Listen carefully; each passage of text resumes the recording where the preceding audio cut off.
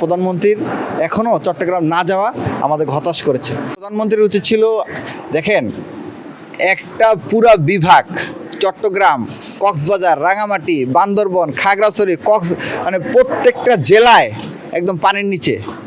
এরকম একটা পরিস্থিতি, মানে একটা বিভাগ দেশের সরকারের প্রথম এবং প্রধান কর্তব্য হওয়া উচিত ছিল এই দেশের মানুষগুলোকে উদ্ধার করা। কিন্তু সেক্ষেত্রে সবচেয়ে যুগোপযোগী এবং কার্যকরী সিদ্ধান্ত নিতে পারতেন প্রধানমন্ত্রীর উচিত ছিল এই বন্যা কবলিত স্থানে যাওয়া এবং মানুষের কাছে যাওয়া, মানুষকে আশ্বাস দেওয়া যে আমরা কাজ করছি, আমরা আপনাদের উদ্ধারে কাজ করছি।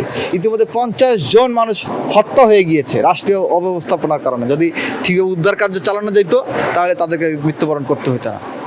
সেই পরিস্থিতিতে প্রধানমন্ত্রীর এখনও চট্টগ্রাম না যাওয়া আমাদের হতাশ করেছে এবং চট্টগ্রামকে যে ইগনোর করা সেটাকে আমরা ঘৃণাভরে প্রত্যাখ্যান করছি। আমরা আশা রাখবো যে চট্টগ্রামে তারা যাবেন এবং গিয়ে মানুষের এখন যে জলাবদ্ধ মানুষগুলো রয়েছে তাদেরকে উদ্ধারে এখনও এবং যারা ক্ষতির মুখে পড়েছেন তাদের ব্যাপারে প্রয়োজনীয় পদক্ষেপ গ্রহণ করেছেন। আমরা দেখলাম, একটা হিসাবে দেখলাম যে সম্ভবত একটা বরাদ্দ দেওয়া হয়েছে রাষ্ট্রের পক্ষ থেকে জনপ্রতি সম্ভবত 37 টাকা বা এরকম করে।